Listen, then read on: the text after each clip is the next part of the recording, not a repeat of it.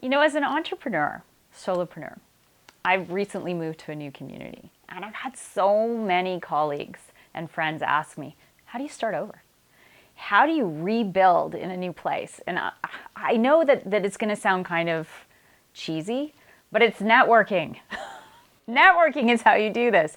And it doesn't matter if you're trying to make friends, or you're trying to build business with clients, or you're trying to get referrals.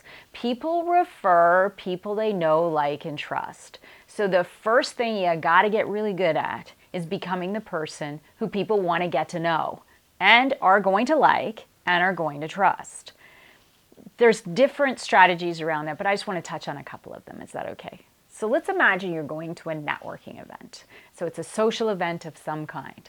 And if you've ever been that person who in their head all the way there, you're going, I hate this, I hate this, I hate this, I hate this, I don't want to do it, there's going to be nobody there that I want to meet. This is just going to be the worst. It's going to be a waste of my time. And I know this has happened to me, so I'm only going to assume it may potentially have happened to you.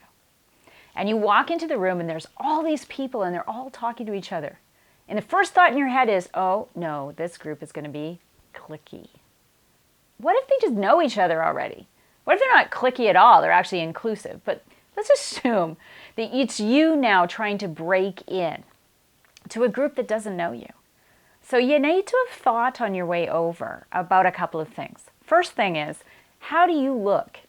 Do you look like somebody who's going to blend in, who's not going to stand out, doesn't own their space? That might matter. So first impressions kind of matter. And so we want to control the first impressions. How's your grooming? I remember when I met my husband for the first time, he was a blind date setup, a chance for us to both escape. And he showed up in hockey clothes. This means they were ripped, torn, sweaty smelling. His hair was incredibly long. And the only thing that kept me engaged is I really needed him to go to that party that he was being set up for. But otherwise, I might have dismissed him out of hand, thinking he wasn't somebody I need to talk to. So if it's a business meeting, be dressed professionally. It doesn't mean you have to be top notch, but you do need to kind of pay attention to how, they say dress the way that you want to be paid. So let's start there. Second move, keep your head up. Did you know that people who walk 10 to 20% faster or speak 10 to 20% faster than other people are perceived as more charismatic, more energetic, and somebody might want to get to know? So think of that, those first 10 steps into the room. I always walk in with a thought in my head. Tonight I'm going to meet the most fascinating human beings in this room, which forces my brain to start looking for those people. And then I want to connect with them, so I'll make eye contact with them.